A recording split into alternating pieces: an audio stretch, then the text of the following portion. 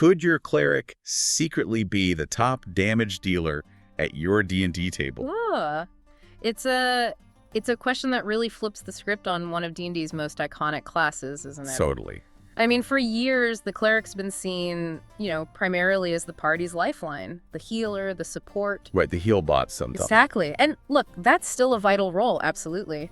But the shifts and options coming up in D&D 2025, they're seriously blurring those old lines between martial might and divine magic. Yeah, it feels like things are getting shaken up. What we're seeing is this real potential for clerics to kind of step out of the support shadow and, unleash damage numbers that can absolutely rival, maybe even beat your party's fighter or rogue. And that's the key thing, right? It's not about ditching the divine power or, stopping healing altogether. Not at all. Far from it. It's more about artfully wielding that divine power alongside a surprising amount of combat capability. So, less purely passive healer. And more divine engine of righteous. Or, hey, maybe even unholy destruction. Yeah. Okay, so today we're taking a deep dive into exactly how you pull that off.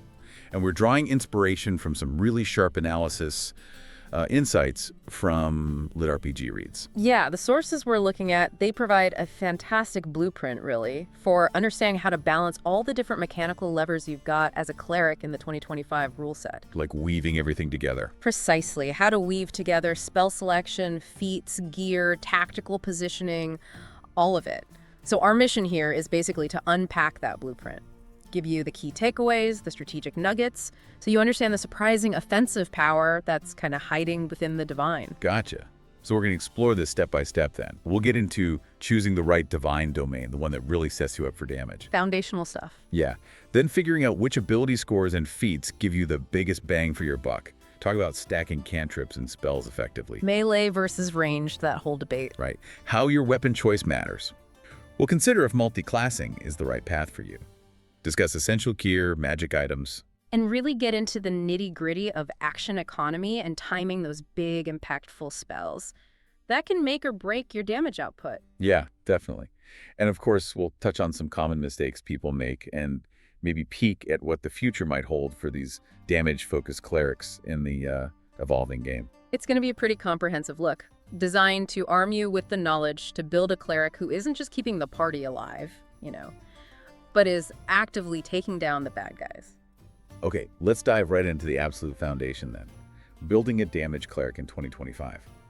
According to the source material, this whole journey really begins and is fundamentally shaped by your choice of divine domain. Oh, absolutely. It's central. This isn't just flavor, Yeah. right? Which god you follow. It's the engine. Exactly. It's the engine that drives your specific combat style. Your domain choice dictates your bonus proficiencies, your channel divinity options, key subclass features, often providing unique damage or combat tricks.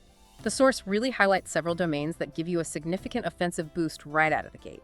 And the first one that jumps out, maybe a bit surprisingly for some, is the light domain. Yeah, you might think light cleric, you think defense, dispelling darkness, that kind of thing. Right. Anti-undead specialist. But the source points to features that make it a real damage contender. The standout early on is Radiance of the Dawn. Okay, the channel divinity. Yeah. It lets you unleash this burst of radiant damage centered on yourself. Now, what's key here is the type of damage radiant is fantastic against so many common enemy types, especially undead, like you said. Mm-hmm. But the real insight is this gives the cleric access to significant immediate area effect damage at very low levels. That's power usually associated more with wizards or sorcerers, right? Yeah, dropping a mini fireball early on. Totally changes your ability to contribute to clearing out low-level mobs or adding burst to bigger groups right from the start. Plus, they get access to searing light spells, bolstering that whole radiant damage theme. So it's not just a little chip damage. It's potentially a fight-altering burst against the right targets, available multiple times per short rest. Exactly. And those radiant spells add to your sustain options too. Then, okay, about the war domain, that feels a bit more intuitive for damage. How does that one translate into raw output? Well, war domain is much more about granting that martial prowess, integrating weapon attacks directly into your damage plan. A core feature is often getting proficiency with martial weapons. Heavy armor lets you stand right on the front line. Makes sense. Critically, features like extra attack, which the source suggests is sometimes granted by this domain in 2025, that fundamentally alters your turn. You're not just casting a cantrip or making one swing, you're making 2 weapon attacks. Huge difference. Massive. Combine that with something like Guided Strike, the channel divinity that lets you add a +10 to an attack roll after you see the result. Yeah, guaranteeing a hit. Exactly. So you have a cleric who can consistently land powerful weapon hits. The insight here is that the war domain lets the cleric's turn look strikingly similar to a martial character's turn, but with the added threat of divine spells as a powerful backup or alternative. That extra attack is just such a game changer. Makes you a real sustained martial threat. Okay, then there's Tempest Domain. That just sounds powerful. Oh yeah. Tempest Domain is all about unleashing the fury of the storm. Their damage comes in big, impactful bursts and also reactive strikes. Reactive. Yeah, Wrath of the Storm. It's a reaction feature. Deals thunder or lightning damage to a creature that hits you, discourages enemies from focusing you down. But the real star, their channel divinity. Destructive Wrath. What's that do? This lets you maximize the damage of any thunder or lightning spell you cast. Whoa, okay. Think about that. Turning a potentially average damage roll into a guaranteed maximum. Oh, more rolling all once. Exactly. It allows for incredibly high burst damage on spells like Destructive Wave or even lower level spells upcast. The insight is that Tempest Clerics are masters of controlled chaos. They deliver fight-ending Nova damage when they need it most, dictating terms through sheer elemental power. Maximizing damage dice is just huge. Takes the variability right out of those clutch moments. Now, the source also hinted at some potential new subdomains in Unearthed Arcana for 2025, like new subdomain A with Thunderous Rebuke and AoE Lightning. Yeah, and new subdomain B with Radiant Shield and a Blinding Strike. What do those names suggest to you? Well, those previews suggest the designers are definitely continuing this trend, right? Thunderous Rebuke sounds like another reactive damage feature, maybe building on Wrath of the Storm. AoE Lightning reinforces that area control / damage theme. Radiant Shield implies, maybe, a defensive reaction that also deals damage, kind of mirroring that protective yet offensive nature of Divine Energy. And a Blinding Strike adds a control element mixed with damage. The key takeaway from these hints is that future cleric design likely includes more built-in ways to deal damage as a core function of the subclass, not just through spellcasting. Okay, so Light War, Tempest are kind of the big damage headliners. But the source also listed potential for damage or synergy in other domains. Trickery, Death, Nature, Knowledge, Life, Arcana. How do those fit in? That's a good question, because while they aren't maybe as overtly damage-focused as those first 3, the source notes they still offer pieces of the puzzle. Trickery, for instance. Enhanced Duplicity, Surprise attack spells. That suggests a more tactical approach to damage. Setting up advantage, maybe delivering damage when enemies are vulnerable. Sneaky Cleric. Kinda. Death Domain leans into necrotic damage. Features like Touch of Death give you single target bursts that's pretty potent against living creatures. Nature Domain has defensive options like Dampen Elements, but also control spells like Spike Growth. Oh, Spike Growth is nasty. It really is. Creates difficult terrain that also deals damage. That's a great way to combine control and attrition, wearing enemies down as they try to move. Right, damage over time just for trying to get to you. Exactly. Knowledge Domain is listed with mind-blasting spells and knowledge-based buffs. This suggests maybe psychic damage options or buffs that increase the party's overall effectiveness, which indirectly boosts damage output. Okay, makes sense. Life Domain. Usually pure healing. Primarily, yeah. But the source mentions empowered healing and radiant bursts. Now, empowered healing is about boosting heals, but radiant bursts might refer to access to spells like Word of Radiance or Guiding Bolt, giving them some limited offensive capacity. Though the source does note this is less of a direct damage focus for life. Gotcha. And Arcana. Arcana gets Magic Missile Enhancement and Arcane Blasts. This leans into a more traditional arcane casting style, suggesting a cleric that feels almost like a wizard or sorcerer in how it selects offensive spells. Interesting. So even if the domain doesn't scream damage dealer right on the tin, you can still find features or spells that contribute to your overall offensive plan. Precisely. The insight is that these 2025 domains seem designed with interconnected pieces. They meld effective spellcasting with improved weapon attacks, whether that's melee or ranged, thanks to proficiencies or features and unique cantrips like Sacred Flame, Toll the Dead, that new Divine Bolt, plus those domain-specific ones. The synergy between all these elements is really key. And it sounds like picking the right domain is really about matching that built-in design to the damage playstyle you actually want. Absolutely. Do you want to be a burst damage dealer, a sustained weapon attacker, maybe a controller who also deals significant damage? Your domain choice needs to align with that vision, providing the core mechanics to support your desired combat style. It's the first and maybe the most crucial step in building this kind of powerhouse cleric. Okay, so once you've locked in that domain foundation, the next logical step is figuring out how to allocate your ability scores and which feats will really push those damage numbers. This is where you start kind of fine-tuning the engine. Correct. Your ability scores determine your raw capabilities, right? And feats provide those specialized enhancements. Now, for any cleric, even one focused on damage, wisdom remains paramount, absolutely primary. Still got to land those spells. Exactly. It's your primary casting stat, governs your spell attack bonus, your spell save DCs, the effectiveness of a lot of domain features. High wisdom. Non-negotiable if you want your spells and divine abilities to land consistently and have maximum impact. Even if you're planning to swing a big hammer, your most impactful moments are likely tied back to divine magic somehow. Right, okay, after wisdom. Then you need to support your chosen combat style. If you're going melee, strength is crucial. Attack and damage rolls with warhammers, maces, that kind of thing. If you're planning to stay back and use ranged weapons, then dexterity becomes more important for crossbows, javelins, maybe even finesse melee weapons if your domain allows. And you can't deal damage if you're unconscious. Spot on. Constitution is vital for survivability. More hit points means you can withstand more hits, especially if you are wading into the front line. And concentration saves. Crucially, for any spellcaster relying on concentration spells, and many of the best cleric damage spells, like Spirit Guardians, do require concentration. Constitution saves are essential. You need them to maintain those effects when you inevitably take damage.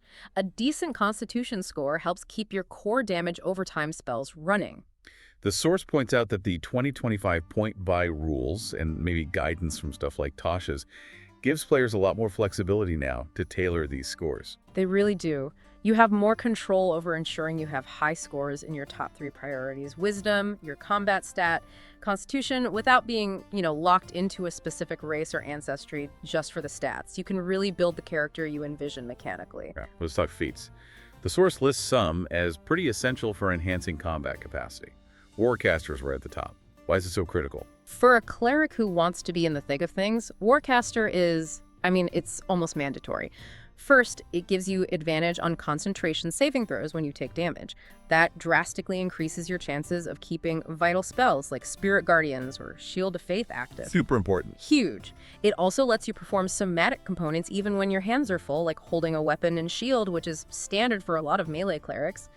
And finally, it lets you use your reaction to cast a spell instead of making an opportunity attack. Oh, nice. Like hitting a fleeing enemy with inflict wounds. Exactly. Or even just a potent cantrip. It directly supports that hybrid spellcasting and melee playstyle. Okay, so keeping concentration up is paramount, especially for those sustained damage spells. Makes total sense. What about resilient constitution? Seems like it overlaps a bit with Warcaster's concentration help. It does, yeah, but in a really complementary way. If you don't already have proficiency in Constitution saving throws, which clerics typically don't get from their base class taking Resilient Constitution, grants you that proficiency. Yep. Proficiency adds your proficiency bonus to the save. It's a steady, scaling bonus that stacks with the advantage from Warcaster. It makes your concentration saves incredibly reliable. Plus, it helps against other nasty Constitution targeting effects too, like poisons or certain monster abilities. It's a purely defensive boost that pays dividends by keeping your damage spells active. Gotcha. Now, Crusher is listed as an intriguing option for bludgeoning weapons. What's intriguing about it for a damage cleric? Well, if you're using a mace, warhammer, flail, something bludgeoning, common cleric weapons. Crusher lets you push a creature you hit 5 feet away once per turn. That gives you some battlefield control, right? Push an enemy off a ledge, out of flanking position, away from a squishy ally. Okay, some tactical movement. Yeah. And the really intriguing part is that on a critical hit with a bludgeoning weapon, attack rolls against that creature have advantage until the start of your next turn.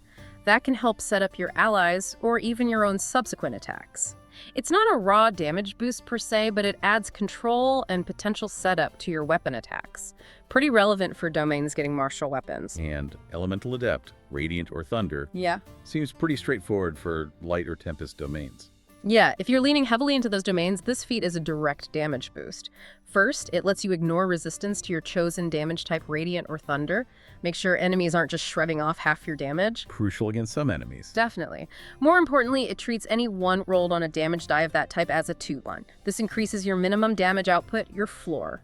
For a Tempest Cleric maximizing Destructive Wave, or a Light Cleric throwing around lots of Radiant spells, this ensures your core damage types stay effective and consistent.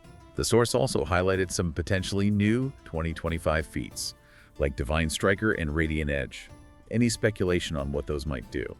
The names are pretty suggestive, aren't they? Divine Striker sounds like it might add bonus damage directly to weapon attacks, maybe scaling somehow or tied to Divine Power.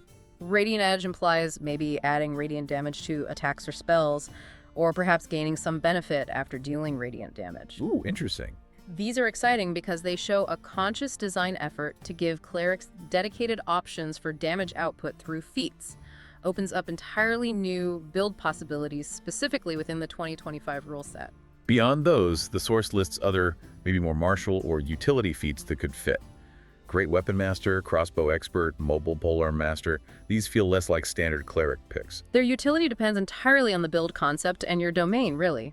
A War Cleric with extra attack focusing on a great sword might consider Great Weapon Master for that potential massive damage spike on hits, though you take an accuracy penalty and the bonus action attack on crits or kills. Right, the classic GWM gamble. Exactly. If you're building a ranged cleric using a heavy crossbow, maybe you got proficiency from your domain. Crossbow Expert removes disadvantage for firing in close combat, and it lets you make a bonus action attack with a hand crossbow if you use your action to attack with a one-handed weapon. Though how that interacts perfectly with cleric stuff needs a close look. The idea is optimizing ranged attacks. Okay. Mobile. Mobile could be great for a cleric who wants to move into position for spirit guardians, maybe make an attack or cast a cantrip, and then safely retreat without provoking opportunity attacks. Good for hit-and-run tactics with that aura. And Polar Master, maybe with a quarterstaff. Yeah, could synergize with a Divine Strike quarterstaff build. Gives you that bonus action attack with the butt end and opportunity attacks when enemies enter your reach. Again, very build-specific. So it really sounds like it's not just picking feats off a list. It's about picking the ones that have genuine synergy with your domain features, your combat style, melee or ranged, and your ability scores. Exactly. You got to invest wisely here. You're building the core engine of your character, and it needs to be cohesive.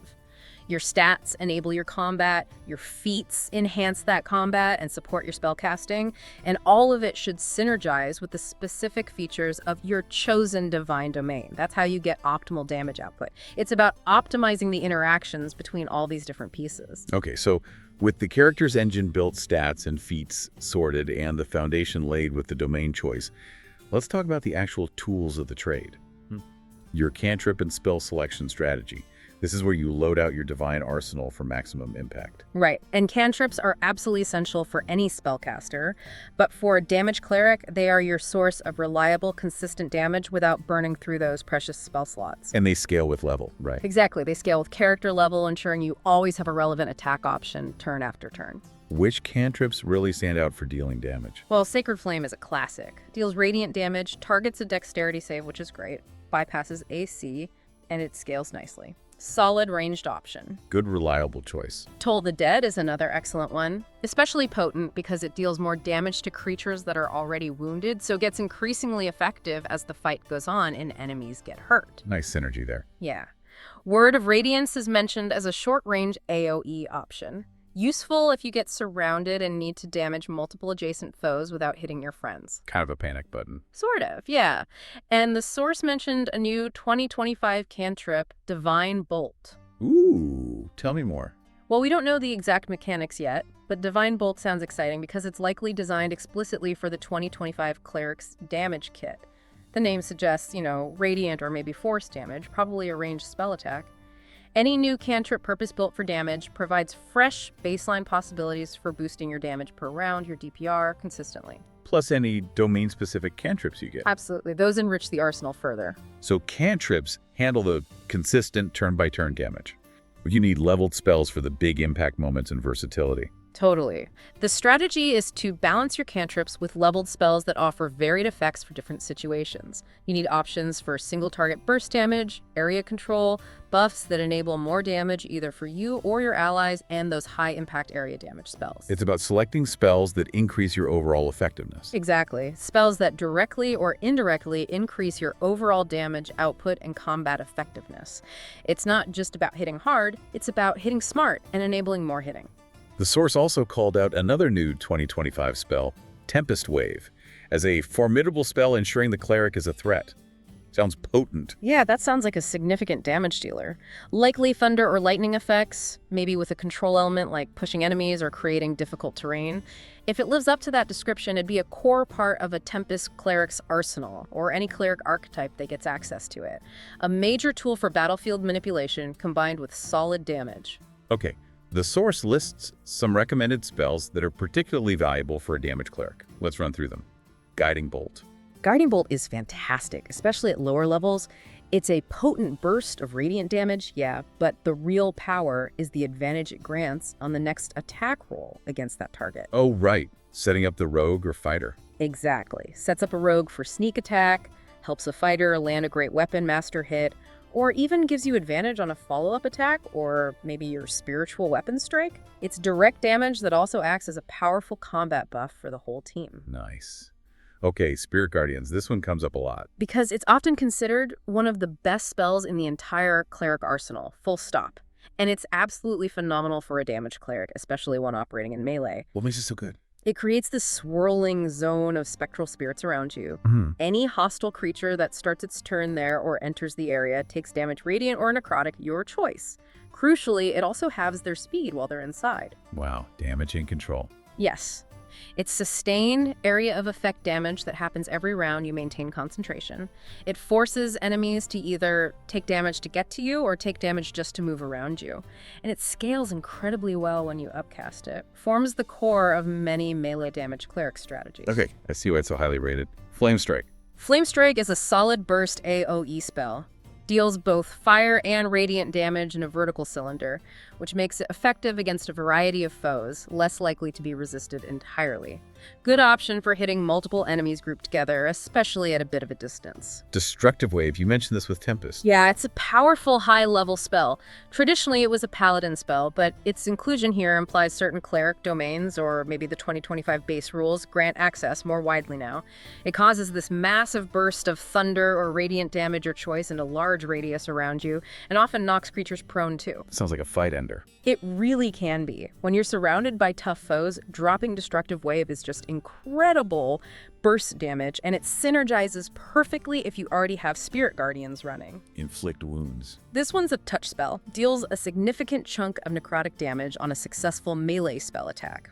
It's a bit riskier because you have to be right up in melee range, but it provides really high single target damage potential, especially at lower levels. Useful for taking down a key threat quickly if you can get into position and land the hit. Okay, lots of good options there.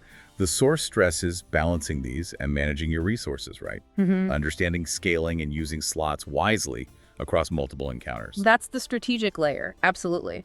You have limited spell slots. You need to know which spells are your go-to for consistent damage, like your cantrips, maybe Spirit Guardians, which are for Burst of Guiding Bolt, Flame Strike, Destructive Wave, Inflict Wounds, and when to deploy those high-impact, high-level ones. Don't blow your best spells on goblins. Pretty much. Using lower-level slots efficiently, saving higher-level ones for crucial moments, or for upcasting your core damage spells like Spirit Guardians, ensures you remain a threat throughout the whole adventuring day, not just for one big flashy fight. All right, we've talked a lot about the magic side, but what about the physical attacks? Let's discuss melee versus range weapon options. This feels like a pretty fundamental decision for how you build and play the character. It absolutely is. It defines how you position yourself on the battlefield and how a significant portion of your turn-by-turn damage is actually delivered. For melee, the source lists Warhammer, Mace, and Flail as solid choices, especially combined with a feature like Divine Strike. Yeah, these are typically simple or martial weapons clerics get proficiency with, dealing decent base damage, usually a D8. Divine Strike is that domain feature, often gained around level 8, that adds extra damage like Radiant, Thunder, Necrotic, depends on the domain, to one of your weapon attacks per turn. So you want a good base weapon damage die for that. Right. Using a weapon you're proficient with that has a good damage die, like a warhammer with its 1d8 bludgeoning, ensures you're adding that divine strike bonus to a respectable base amount. It makes your standard attack action a meaningful source of damage throughout your career. And for ranged combat, what are the options there? Crossbows or javelins are mentioned for distance. If your domain grants martial weapon proficiency, a heavy crossbow can be a very strong ranged option, dealing 1d10 piercing. Ranged weapons let you contribute damage from relative safety, which can be strategically smart. And they pair well with spells. Yeah, they pair well with bonus action spells like Spiritual Weapon, or even just supplementing your turn when you cast a leveled spell with your action but still want to make an attack of some kind. The source mentioned integrating weapon attacks with features like potent spellcasting. How does that work exactly? Isn't that for cantrips? It is, yeah. Potent spellcasting is a domain feature that adds your wisdom modifier to your cleric cantrip damage. It doesn't directly enhance weapon attacks. Okay, so why mention it with weapons? Its inclusion suggests some builds might weave both weapon attacks and cantrips into their turns. Maybe you make one weapon attack using Divine Strike if you have it, and then use your action to cast a cantrip boosted by potent spellcasting, or vice versa depending on the situation. Ah, okay. A hybrid approach. Exactly. However, for a build focusing purely on weapon damage, Divine Strike, or maybe Extra Attack, is typically the more relevant feature to look for. Potent spellcasting leans you more towards cantrip damage as your filler. Gotcha. Now, the list of potential weapon configurations the source provides is pretty diverse. Warhammer plus shield, crossbow plus spiritual weapon, javelin with divine strike, mace and potent spellcasting. Two-weapon fighting with blessed strikes, what's that? Blessed Strikes is mentioned as a potential 2025 feature that often replaces Divine Strike or potent spellcasting. The idea is it might allow you to add radiant damage to either one weapon hit or one spell hit per turn. Ooh, more flexible then. Yeah, potentially. If that's how it works, it could make two-weapon fighting more viable, as you might be able to add the Blessed Strikes damage to one of your two attacks. But that depends on the final wording. Okay, interesting. The list continues. Shield plus mace, flail coupled with Wrath of the Storm, crossbow expert for range focus, great sword with divine enhancements, quarterstaff and divine strike. Covers a lot of ground. It really illustrates the flexibility available. Warhammer and shield is your classic offense-defense balance. Crossbow and spiritual weapon is great for ranged action, economy attack with action, zap with bonus action. Javelin with divine strike is an unusual ranged application. Depends if divine strike works with thrown weapons in 2025. Good point. Mace and potent spellcasting points back to that hybrid cantrip weapon approach. Shield plus mace is more defensive. Flail with Wrath of the Storm combines a weapon choice with a specific reactive domain feature. Crossbow Expert enhances a dedicated ranged build. Greatsword with divine enhancements implies a martial domain, like War, pairing big weapon damage with divine power.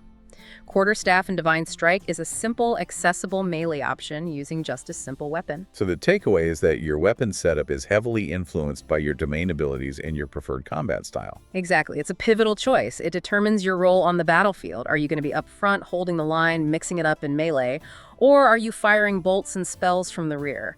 The choice allows for a lot of flexibility. Speaking of mixing and matching styles, multiclassing is where things can get really creative, but also potentially messy.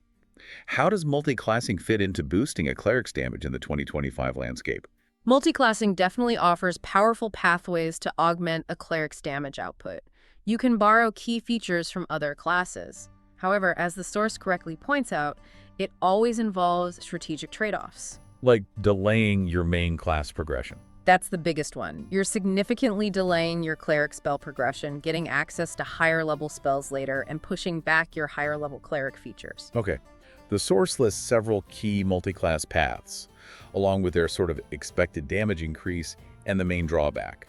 Cleric Fighter sounds like a straightforward way to get more attacks via Action Surge. Yeah, a dip into Fighter, often just 1 or 2 levels, is very popular for Action Surge.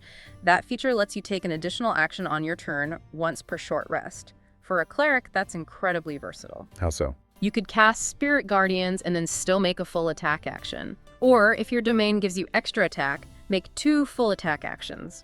Or maybe even cast 2 leveled spells in one turn. if one is a bonus action spell like Spiritual Weapon, or if you use Action Surge to cast a second spell with your action after casting one already. Lots of options for one turn. Exactly.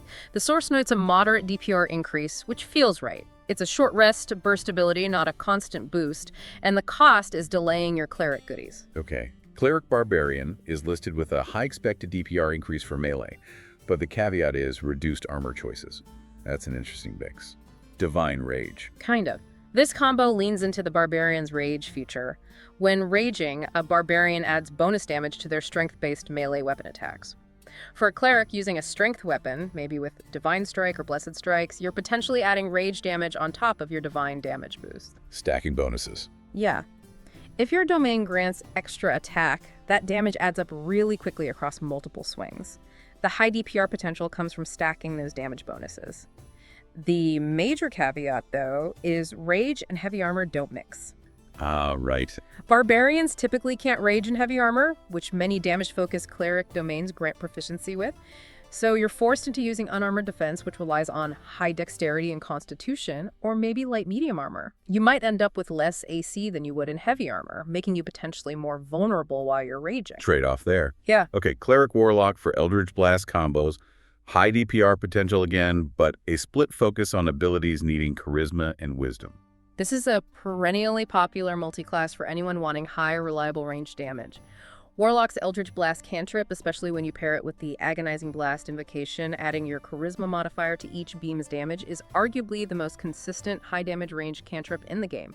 It scales significantly as you level up. So get Cleric spells and features, plus the best damage cantrip. Pretty much. A Cleric dip gives you divine utility, healing, armor, maybe. Warlock gives you the consistent ranged damage engine. The high DPR comes from spamming that empowered Eldritch Blast. The big caveat is that Warlock spellcasting and invocations rely on charisma. This creates a very multiple ability dependent, or MAD character. You need high wisdom for cleric stuff, high charisma for warlock stuff, plus decent con, and maybe a combat stat too if you ever want to use a weapon. It's really demanding on your ability scores. Yeah, sounds tough to balance. Cleric Sorcerer for meta magic. Moderate DPR increase listed, with limited sorcery points as the drawback. A few levels in Sorcerer grants you those juicy metamagic options. Things like Quicken Spell letting you cast a spell as a bonus action, or Twin Spell to target a second creature, or Empowered Spell to re-roll damage dice. How does that help a cleric's damage? Well, casting a key spell like Bless or Shield of Faith as a bonus action frees up your main action for attacking or casting another spell. Empowering a big burst spell like Flame Strike increases its reliability. The moderate DPR rating reflects that this is more about enhancing spell utility or consistency rather than adding entirely new raw damage sources. And the limited sorcering points you get from just a small dip mean you can only use meta magic a few times per day. Gotcha. Cleric Druid is listed with variable DPR and overlapping rolls as the caveat. Feels less damage focused. Yeah, based on the source description here, this feels less like a specific damage multiclass. Druid offers Wild Shape, whose damage potential varies hugely depending on the beast form you choose and your level. And they have additional spells, but many overlap with the cleric list or lean towards utility and control. The variable DPR and overlapping rolls caveat suggests it doesn't offer a guaranteed, consistent boost to damage compared to other options. Might spread your character concept a bit thin. Okay. Cleric Paladin for Divine Smite and Auras. High DPR potential, but very stat heavy. MAD. Another classic combo for burst damage.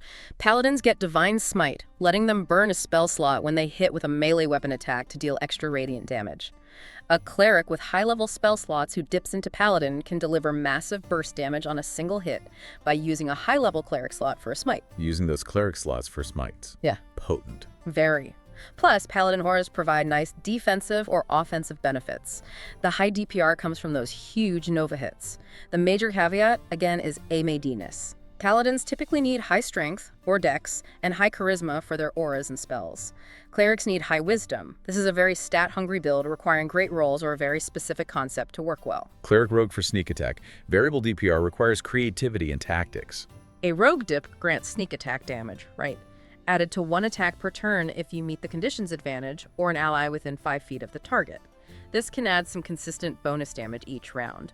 The variable DPR and requires creativity caveat likely comes from the need to reliably trigger sneak attack every round. That might mean using your bonus action, cunning action to hide, or always sticking close to an ally, which could potentially take your action away from spellcasting or limit your positioning options. And finally, Cleric Bard for Bardic Inspiration. Moderate DPR requires charisma investment. Bardic Inspiration is primarily a support feature you give to allies, not a direct damage increase for the cleric themselves. While some Bard subclasses might offer offensive spells or features, the main takeaway here seems to be that a Bard dip adds Bardic Inspiration support, requires charisma, making you Maddie again, and probably focuses your character more on support than maximizing personal damage output. Hence the moderate DPR increase listed likely indirect benefit. The source also mentions that the 2025 rules landscape includes the introduction of new flexible archetypes. That could mean even more synergistic possibilities are on the horizon for multi-class builds, potentially altering these expected outcomes. Wow. It really sounds like multiclassing is definitely a high reward path, but also carries significant risk. It absolutely does. You gain access to exciting new abilities, maybe fill a gap in your cleric's toolkit, but you pay for it by delaying your core cleric progression. You won't get those higher level spells like Divine Word or Firestorm as early, and you might miss out on powerful capstone features entirely. So it's a careful calculation. Exactly. The decision requires a nuanced understanding of what you gain versus what you sacrifice. It needs to align with your campaign's expected level range and your desired playstyle. For many players, honestly, remaining a pure cleric provides plenty of power and a more focused, straightforward progression. Okay, beyond stats, spells, and class features, gear is obviously a crucial piece of the optimization puzzle. Let's look at gear, magic items, and consumables. Right, the right gear is absolutely fundamental. Mundane gear provides your baseline capabilities, while magic items can offer significant, often unique boosts to your damage output or your resilience, which you need to keep dealing damage. The source provides examples of items that enhance attack potency or deliver bursts of power. A Sunblade or Moonsickle are mentioned first. Yeah, a Sunblade is a classic. It's basically a finesse longsword that deals radiant damage, often with bonus properties against undead. For a light cleric or any radiant-focused build, it's a fantastic melee option. A Moonsickle is designed specifically for druids and clerics. It typically gives a bonus to spell attack rolls, save DCs, and maybe healing spells. For a damage cleric, that boost to spell attacks and DCs is the key part, making your damaging spells more likely to hit or harder to save against. Okay. A Staff of Thunder for dramatic bursts. Sounds cool. This kind of item usually grants access to thunder-based spells or allows you to unleash thunder damage effects. Perfect for a Tempest cleric looking to double down on their storm themes, or any cleric wanting to add some elemental burst damage to their arsenal. A radiant weapon is mentioned for enhanced properties, combat range. What might that mean? This implies a weapon that inherently deals radiant damage. Maybe it's a ranged weapon like a javelin or bow, if you're proficient somehow, that deals radiant damage instead of piercing. Or perhaps a melee weapon that gains increased range or special effects tied to radiant energy, like blinding on a hit. It directly supports builds focused on radiant damage, like the Light Domain. And the Amulet of the Devout is listed as a general cleric boost. Sounds essential. It's pretty much a cornerstone item for almost any cleric, damage-focused or not. It provides a bonus, usually +1, +2, or +3, to your cleric spell attack rolls and your spell save DCs. That directly improves the effectiveness of all your spells, including your damage spells. Plus, it often grants an extra use of Channel Divinity per day. Oh, extra Channel Divinity is huge for some domains. Exactly. More Radiance of the Dawn bursts for a light cleric, or more maximized thunder damage with Destructive Wrath for a Tempest cleric. It's a universally strong item for a damage cleric. Now, the source highlights some new 2025 specific items. Divine Focus Crystal, Stormforge Gauntlets, and Radiant Infusion Flask. These sound tailor-made. They really do. These are exciting because they're likely designed specifically to support these kinds of offensive cleric builds. A Divine Focus Crystal that amplifies divine spells. Sounds like a direct boost to your spell damage dice, or maybe penetration or effectiveness somehow. Stormforged Gauntlets channeling elemental power suggests an item perfect for Tempest, or maybe Nature Clerics, boosting thunder, lightning, maybe other elemental damage from spells or even weapon attacks. And the Radiant Infusion Flask. That sounds like a consumable that restores or augments spellcasting, could give you back a crucial spell slot for one more big burst spell, or maybe temporarily enhance your divine power during a key fight. These show the 2025 rule set is actively providing dedicated tools for offensive clerics. Consumables like Potions of Giant Strength or Spell Recall are also mentioned for temporary, impactful boosts. We shouldn't forget those. Absolutely not. Don't underestimate consumables. A potion of giant strength can give a melee cleric a massive temporary boost to their strength score, dramatically increasing weapon attack and damage rolls for one crucial fight. A potion of spell recall could recover a spent spell slot, giving you one more chance to cast Spirit Guardians or Destructive Wave when you thought you were tapped out. They're perfect for those high-stakes encounters, like boss fights. And of course, you need to survive to keep dealing damage. Defensive items like a Cloak of Protection or Periaptive Proof Against Poison are listed too. Absolutely essential. While you're focusing on damage, completely ignoring defense is just a fast track to getting knocked out. A Cloak of Protection gives a general bonus to AC, and all saving throws makes you harder to hit and less susceptible to nasty effects. A Periaptive Proof Against Poison is more situational, but invaluable when you do face enemies relying heavily on poison. These items provide the resilience you need to stay in the fight and keep dishing out that divine damage. The source points out that planning with your DM about getting key items is pretty important. Yeah, you can't really build a strategy around having a specific magic item if it's unlikely to ever show up in your campaign. Talking to your DM, expressing interest in certain types of items, like ones that boost radiant damage or enhance spellcasting, can help them incorporate things you'll actually use into the treasure distribution. Having the right gear significantly boosts both your immediate combat effectiveness and your ability to last through multiple encounters in an adventuring day. Okay, so we've got the foundation, the engine, the toolkit, and the gear sorted. How do you actually bring it all together in the chaos of battle? Let's talk action economy and combat tactics. This is where the theory meets the harsh reality of initiative order. Right, and this is perhaps the most crucial element for maximizing your actual damage per round, your DPR. Mastering your action economy means making the most of every single opportunity you have on your turn, and even off turn with reactions. You've got an action, usually a bonus action if available, and a reaction if triggered. Using them efficiently ensures you're applying constant pressure. What are the key ways clerics leverage these different action types? Well, your action is usually for your main spell casting or making the attack action with your weapon. Your bonus action is incredibly valuable, primarily for spells like Spiritual Weapon. Ah, yes, the Spectral Hammer. Exactly. Once cast, you can use your bonus action on subsequent turns to move the weapon and make a melee spell attack with it. This is passive, sustained bonus action damage that doesn't interfere with your main action. It lets you, say, attack with your weapon and get a spiritual weapon attack, or cast a cantrip and get a spiritual weapon attack in the same round. So spiritual weapon is just gold for bonus action damage output. Absolutely. For your reaction, features like Tempest Domain's Wrath of the Storm provide that reactive damage when an enemy dares to hit you.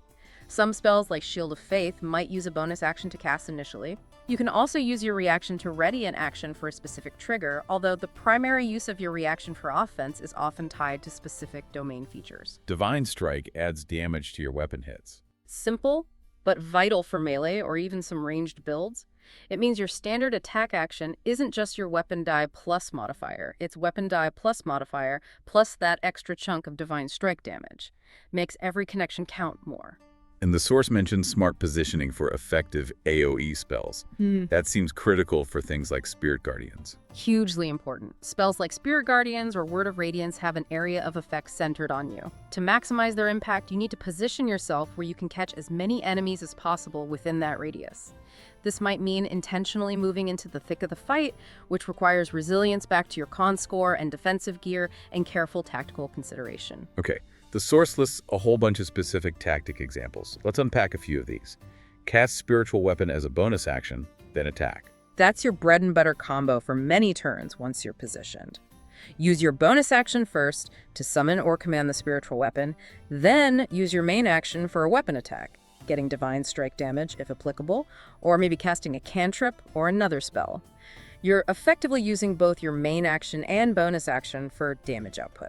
Use Divine Strike on hits. Sounds obvious, but don't forget it. Every time you land a weapon attack that qualifies, make sure you add that extra damage. It adds up over a fight. Position for Sacred Flame AoE use. This likely refers to Word of Radiance, actually, since Sacred Flame is single target. Word of Radiance is that short-range AoE burst around you. The tactic is to move into a cluster of enemies before casting Word of Radiance with your action, aiming to hit as many of them as possible. Utilize Channel Divinity for extra burst damage. This means planning when to unleash features like Tempest's Destructive Wrath to maximize a spell's damage, or Light's Radiance of the Dawn for that AoE burst. don't just sit on your channel. Divinity uses deploy them in encounters where that extra surge of damage can really make a difference, like finishing off a tough enemy or clearing multiple minions. Combine Blessing of the Forge with melee enhancements. Right. If you're a Forge Cleric, use your channel Divinity. Blessing of the Forge to make your weapon magical, crucial for bypassing resistance immunities to non-magical attacks, and add a +1 bonus to attack and damage rolls. Then stack that with Divine Strike or other buffs for maximum weapon effectiveness. Leverage Wrath of the Storm for reactive strikes. If you're a Tempest Cleric, always be ready to use your reaction whenever an enemy hits you in melee. It's essentially free damage that punishes attackers for focusing on you. Create tactical openings with Guiding Bolt. Yeah, we touched on this. Using Guiding Bolt early in a turn or encounter not only deals decent damage, but grants advantage on the next attack roll against that target.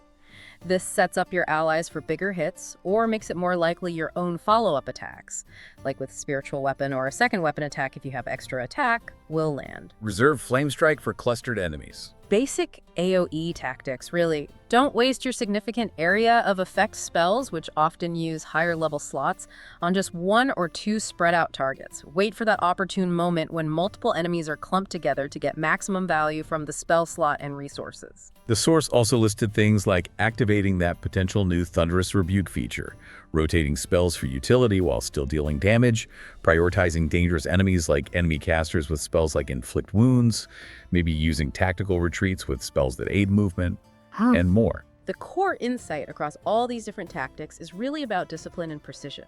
It's about making conscious choices every single round about how to best use your available action, bonus action, and reaction to apply pressure and control the battlefield.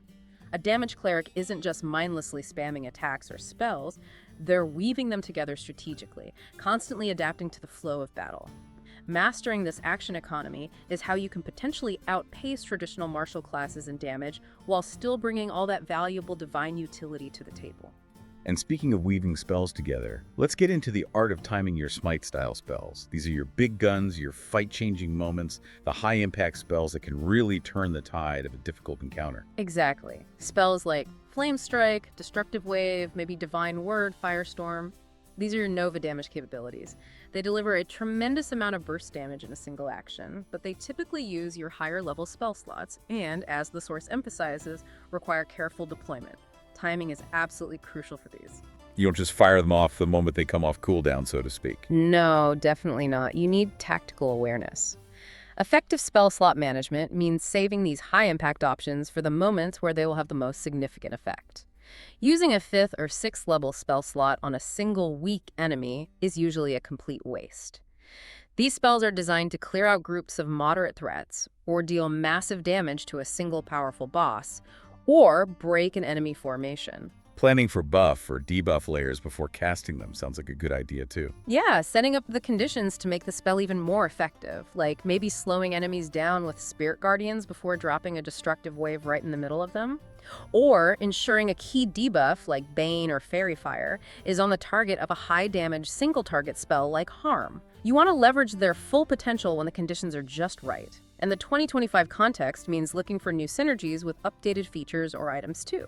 So these definitely aren't for clearing out random encounters or trivial fights. No, they're your crucial tools for the significant encounters. Saving them for those key fights ensures you have the firepower when you absolutely need it most to sway the outcome. The source's table on spell usage gives a great idea of this ideal timing.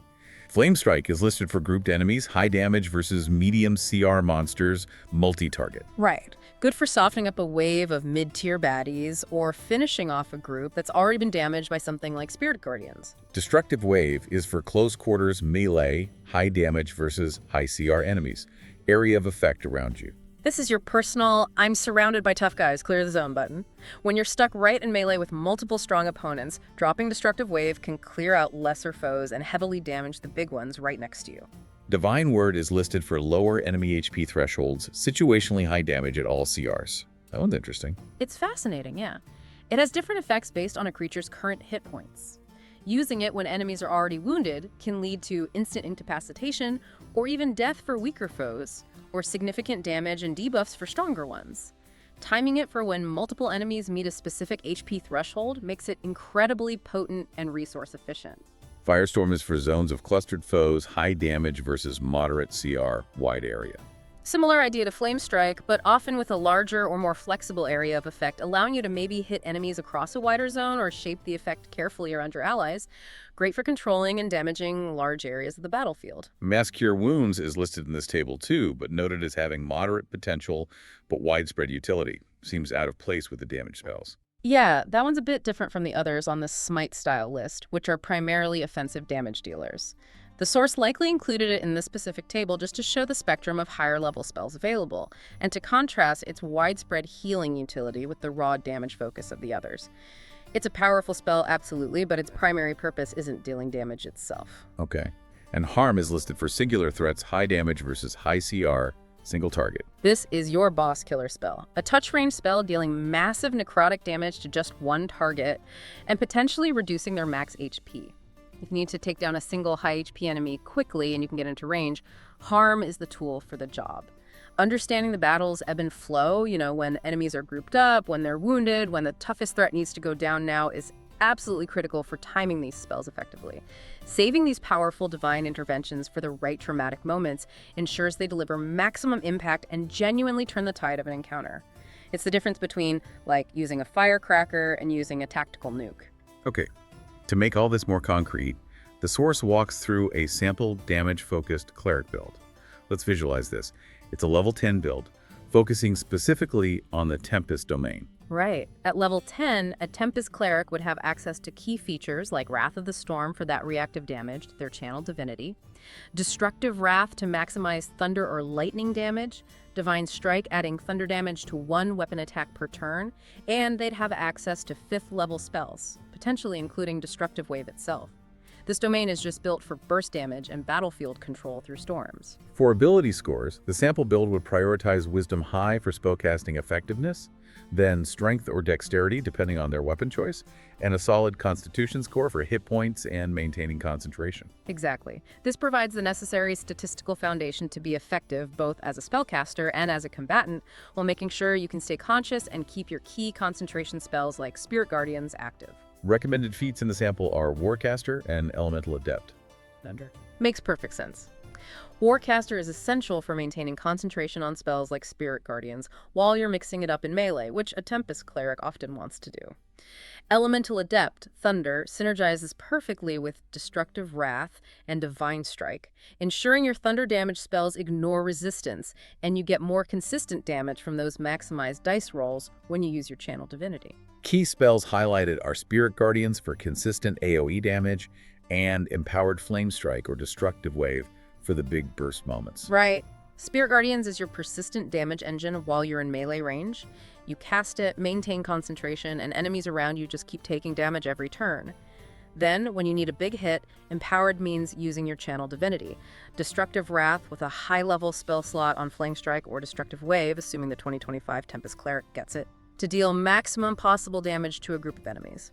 Those are your core burst options. The gear mentioned includes a Radiant Weapon and those new 2025 Stormforged Gauntlets. A Radiant Weapon provides a reliable source of magical damage, possibly useful against specific enemy types or just bypassing resistance. The Stormforged Gauntlets, being a new 2025 item, would likely directly amplify your thunder or lightning damage, boosting your domain features and core spells like Destructive Wave even further. It's gear specifically tailored to enhance the build strengths. And the combat strategy described is basically start with Spirit Guardians, deploy those burst spells during key turns, and use cantrips like Sacred Flame for ongoing pressure in between. That sounds like a solid plan. In practice, turn 1 might involve moving into position and casting Spirit Guardians as your action, since it requires concentration. On subsequent turns, you use your action for something else, maybe a weapon attack with Divine Strike, or casting a powerful cantrip like Sacred Flame or Toll the Dead, or maybe a lower-level utility spell if needed. Your bonus action is ideally used to command your spiritual weapon if you have it active. Your reaction is always ready for Wrath of the Storm if someone hits you. Then, when the right moment arrives, maybe a group of enemies surrounds you or a tough boss looks vulnerable, you use your action to unleash that maximized Destructive Wave or Flame Strike using your Channel Divinity simultaneously. Cantrips fill the gaps when you need ranged damage or just want to conserve spell slots for later. The source notes that actually testing this build out at the table is key to fine-tuning it and adapting it to your specific party's needs. Oh, absolutely. Theory crafting only gets you so far. Playing the build lets you really see how the action economy feels, how much damage you're actually doing consistently, and how you can best contribute to the party's overall success while still hitting hard. The goal here is to blend divine spells and combat prowess seamlessly, creating a character that's both a potent caster and a formidable combatant, capable of putting out damage numbers you might not traditionally expect from a cleric. And to help visualize this potential even more, the source talks about crafting sample damage-infused combat scenarios. Yeah, creating these little vignettes helps bring the numbers and abilities to life. It shows how a damage cleric's unique toolkit can interact with specific environments and enemy types to create really impactful moments in a fight.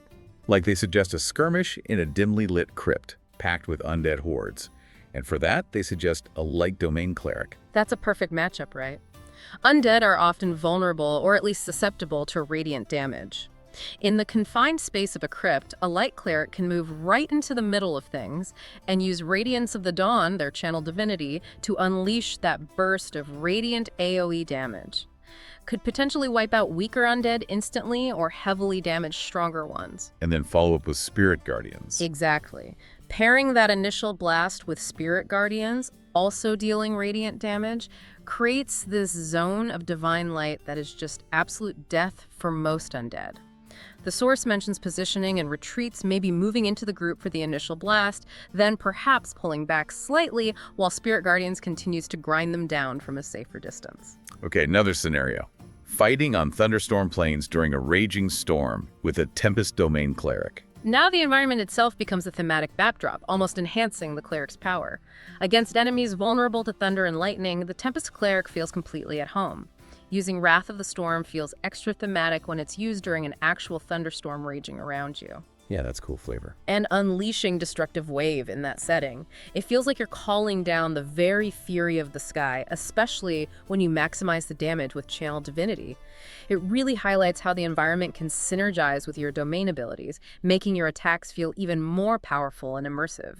A real coordination between divine power and natural conditions. The table in the source listed other examples too, right? Like a forest ambush with a nature domain using thorn traps or spike growth. Yeah, or an infernal arena where a forged domain cleric uses heat metal on armored devils.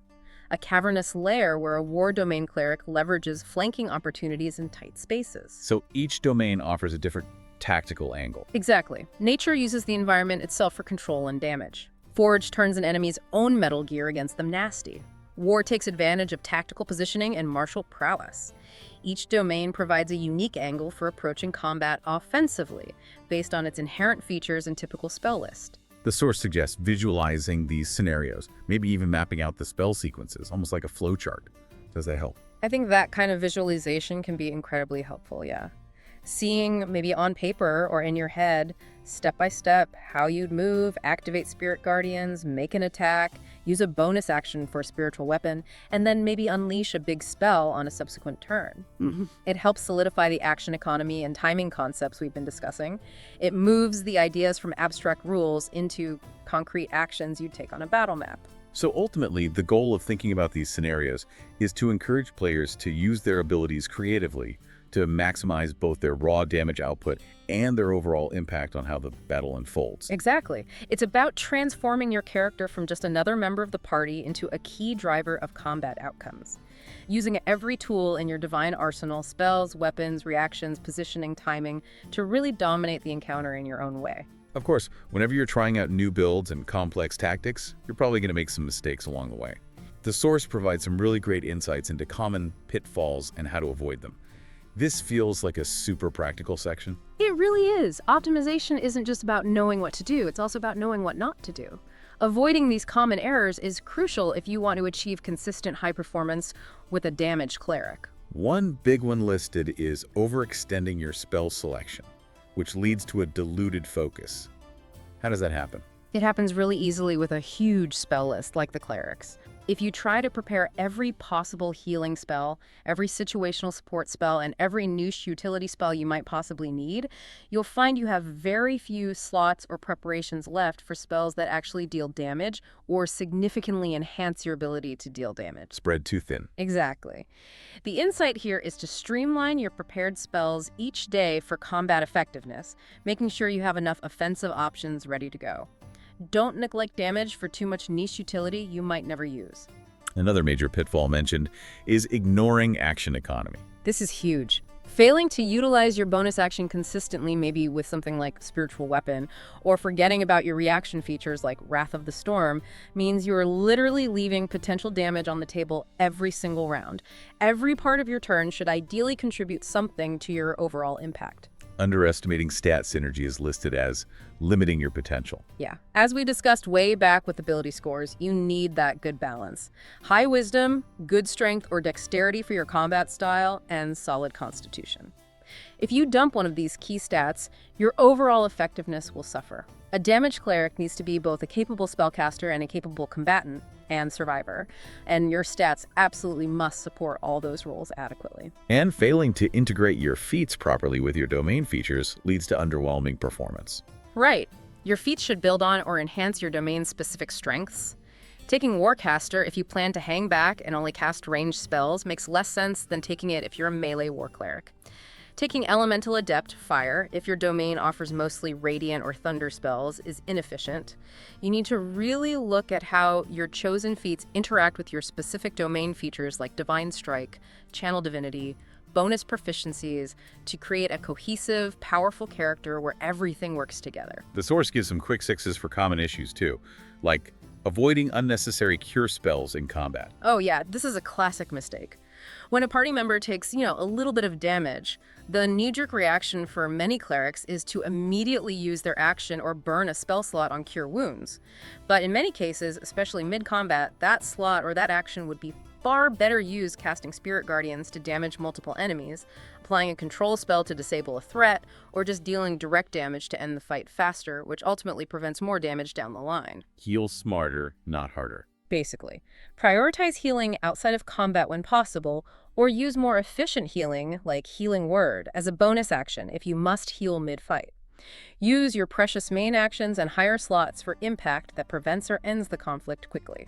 Another quick fix: overlooking Channel Divinity damage potential.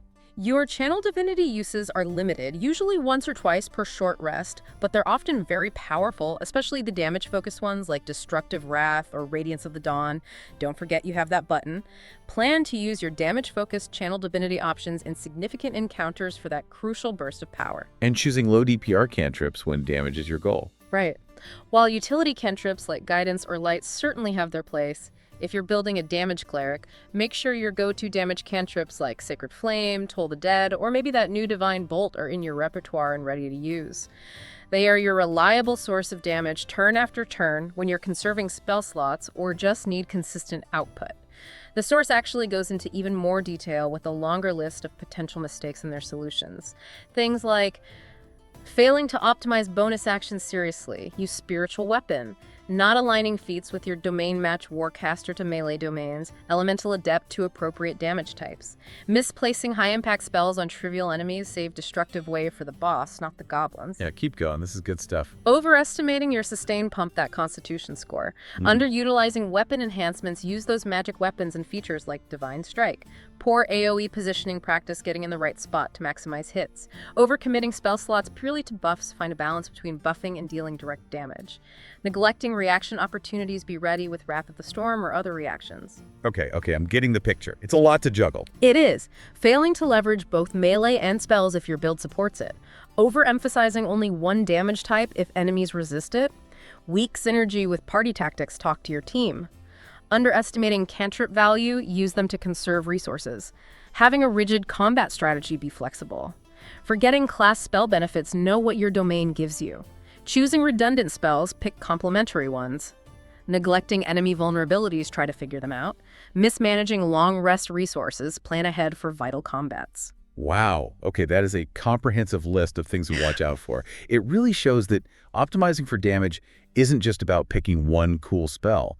It requires attention to detail across every aspect of your character and how you play them. It absolutely does. It's about holistic character design and tactical execution in the moment. The source even suggests maybe reviewing your combat logs afterwards, or just talking through encounters with your party after sessions to see where you might have missed opportunities or misspent resources. It's a process of continuous learning and improvement. Avoiding these common pitfalls sounds like what truly unlocks the cleric's potential to be a top damage dealer. It transforms them, yeah. From being just a healer who can maybe cast Sacred Flame sometimes, into a truly formidable force capable of genuinely rivaling, or maybe even surpassing, the damage output of traditional martial characters in the right scenarios and with the right build. It requires practice and intention for sure, but the payoff can be huge and really fun to play. So bringing all of this together then, what does it suggest about the future of cleric damage meta in D&D 2025? Where are things heading? Well, the writing seems pretty clearly on the wall, doesn't it? The cleric's traditional role in the meta is actively evolving, maybe even being redefined.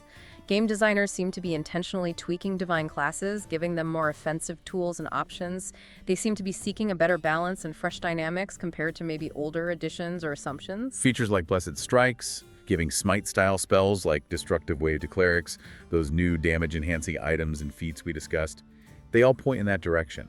Exactly. Those are clear signals. That trend of blurring the gap, softening the lines between martial and magical classes, seems set to continue, maybe even accelerate. Clerics are gaining abilities that look traditionally martial, like potential access to extra attack, features enhancing weapon use, and they're also gaining new magical tools specifically for direct damage output. Flexible archetypes and potentially refined multiclassing rules in 2025 will likely only further enable these kinds of hybrid builds. This doesn't feel accidental. It feels like a conscious design direction, encouraging players to explore new character concepts beyond the traditional molds. So staying engaged with things like Unearthed Arcana previews, reading designer notes, participating in community discussions, that's going to be pretty important for players wanting to stay on top of this. Definitely. The rules are still somewhat in flux as 2025 gets closer to release, and the community's playtesting and feedback plays a huge role in shaping the final version of the game. Engaging in forums, sharing your own experiences with these kinds of damage builds, keeping an eye on developer commentary. It all helps you stay ahead of the curve and adapt your strategies as the game continues to evolve. It really sounds like unlocking the cleric's full potential as a top-tier damage dealer in 2025 is going to be a journey of divine creativity combined with honed strategy. I think that's a great way to put it. The tools are being provided more explicitly than ever before, it seems. It's really up to players now to embrace the updates, experiment with the possibilities, and find the most effective ways to harness that divine power offensively. It does require a shift in mindset, perhaps, away from the traditional healer first, damage maybe later approach for some players. And that leaves us with some pretty fascinating questions for the future, doesn't it? Can the class traditionally seen as the ultimate support truly become the party's primary damage dealer on a consistent basis? And if so, how will that potential shift fundamentally change how parties are designed, how encounters are balanced by DMs, what players even expect from someone playing a divine caster in 2025? Yeah. And how far will the designers continue to push these boundaries between class roles? These are the big questions looming over the 2025 changes. If a cleric can genuinely contribute competitive, reliable damage alongside their traditional utility and healing capabilities, it opens up so many possibilities for party composition and individual character expression.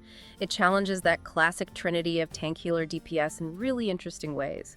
Could lead to some truly innovative and powerful character builds and party dynamics in the years to come. It really makes you think about the potential that's just waiting to be unleashed at the gaming table. Precisely.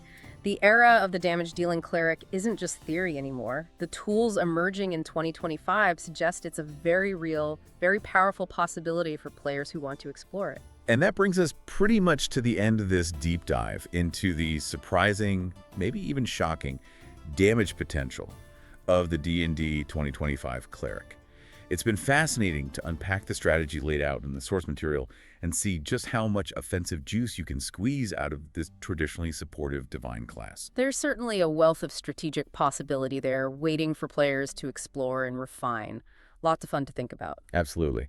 And a huge thank you to LitRPG Reads for providing the insights and analysis that really inspired this whole conversation. Their work laid out a really compelling case for the damage cleric. Yeah, great stuff. And a special shout out as well to the LitRPG Adventures Workshop and Paul Bello, who sounds like a fine fellow indeed. Their contributions to exploring these kinds of concepts are definitely valuable to the community. We'd love to hear from you out there listening. If you've already started building or playing a damage-focused cleric in the 2025 playtest materials, or maybe if this discussion has sparked some new ideas for you, kick back, relax, and share your builds. Tell us your strategy tweaks or even your own combat stories where your cleric unexpectedly outdamaged the rest of the party. Drop them in the comment section or wherever you engage with the show. Hearing how these strategies actually play out at real tables around the world is always the best part, isn't it? Seeing the theory put into practice. It really is. And it really does leave you thinking about the evolving role of divine classes in D&D moving forward. How will your next cleric challenge those traditional party structures? The game is changing, and it looks like the cleric is changing right along with it. Exciting times. Thanks for joining us for this deep dive, everyone. Until next time, keep exploring the possibilities, keep optimizing those characters, and may your dice roll ever in your favor.